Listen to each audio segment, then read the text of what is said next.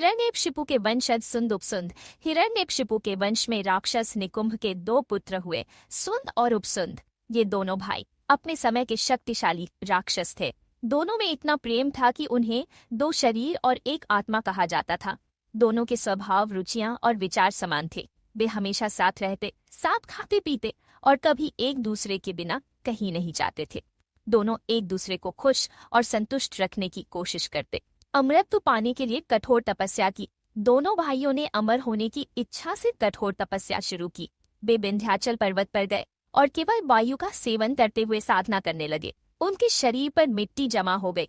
अंततः उन्होंने अपने शरीर का मांस काट कर हवन करना शुरू किया। जब उनके शरीर में केवल हड्डियां ही बची तो वे अपने पंजों के बल खड़े होकर दोनों हाथ उठाकर तपस्या करने लगे।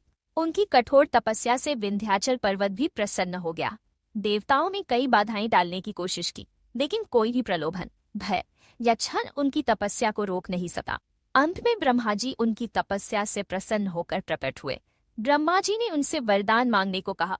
उन्होंने कहा, हे ब्रह्मदेव, हमें मायावी शक्तियां प्राप्त हों, हम सभी शस्त्रों के ज्ञाता बने और अमर हो जाएं। ब्रह्मा जी ने अमरत्व का वरदान देने से इनकार कर दिया।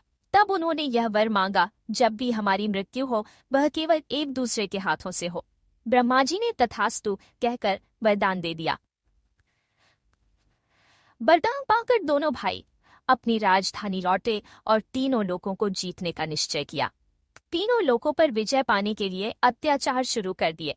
बहुत जल्द दोनों भाइयों ने तीनों लोकों पर विजय प्राप्त कर ली। देवता, यक्ष, गंधर्व और नाग उनके भय से भाग खड़े हुए। उन्होंने आदेश दिया कि कोई भी यज्ञ, पूजा, वेदों का अध्ययन न करे।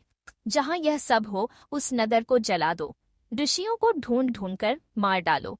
उनके इस आदेश से राक्षसों ने ब्राह्मणों को मारना शुरू कर दिया। ऋषियों के आश्रम जला दिए गए।